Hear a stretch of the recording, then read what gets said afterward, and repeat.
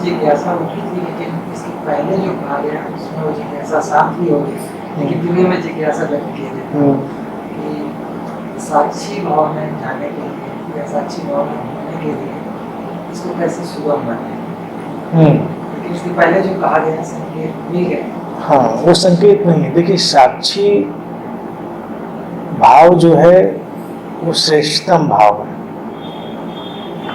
लेकिन साक्षी में सीधे जाने की कोई विधि नहीं है। साक्षी बिल्कुल चेतना का ढंग है। जैसे अष्टावक्र संहिता में जो अष्टावक्र जनक को सूत्र देते हैं वो साक्षी का ही, और बस एक सूत्र में सारी बात खत्म हो जाती है।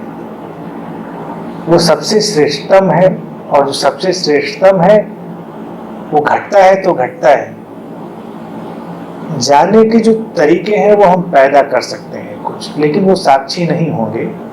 साक्षी की ओर ले जाने वाले उपाय होंगे। जैसे सजगता है, अवेयरनेस जिसकी हम बात कर रहे हैं, सजगता और साक्षी, ये दो स्थितियां हैं। साक्षी केंद्र है और सजगता बाहरी परिधि है।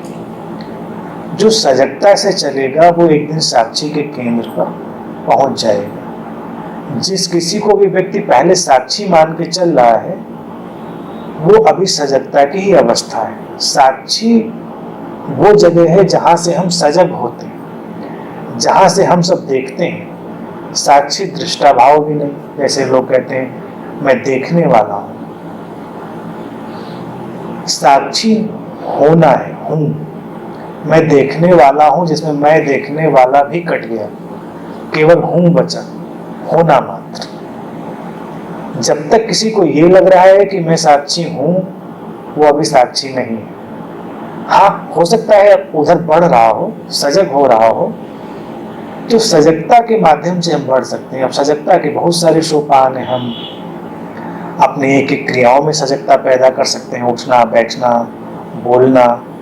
फिर धीरे धीरे हम जब अपने इन भौतिक क्रियाओं पर सजगता पैदा कर लेते हैं तो अपनी सूक्ष्म ऊर्जाओं के प्रति, कि हमारे भीतर बहुत सारी ऊर्जा है, बहुत सारी संवेदनाएं हैं, उनके प्रति हम जागरूक हो रहे हैं। फिर बहुत सूक्ष्म तल पर हमारे अंदर कुछ भावनाएं गति कर रही हैं। वो विचार से भी गहरा तल है। पहले तो विचार आ जाएंगे, उनके प्रति हम सजग हो जाएंगे।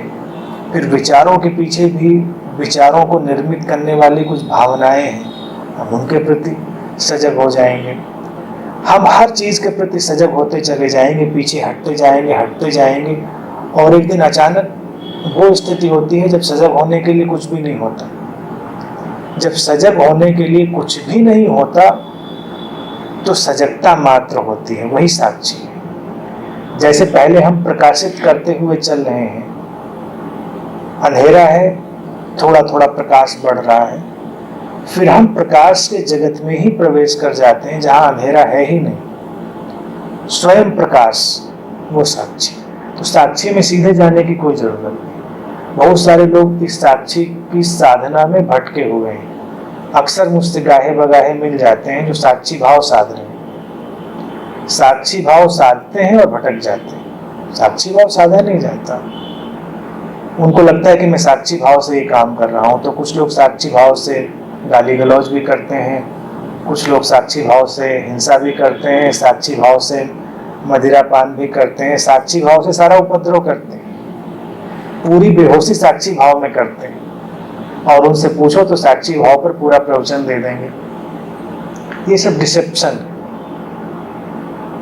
साक्षी है तो इतना प्रगाढ़ है कि यू कांट मिस दैट, उसे तुम चूक ही नहीं सकते। जैसे अचानक यहाँ पर अभी सूरज उगा है इस कमरे के भीतर, तो कोई भी उसे चूक नहीं सकता, कोई उसे मिस नहीं कर सकता। और फिर प्रकाश में जो होता है वही होता है। प्रकाश में वो नहीं हो सकता जो अंधेरे में होता है। अंधेरे में हम टटोल रहे हैं, और अगर प्रकाश में भी टटोल रहे हैं तो प्रकाश फिर हमारे मन की कल्पना हो। तो साक्षी की ओर जाने की सोपान है, लेकिन साक्षी घटता है तब घटता है।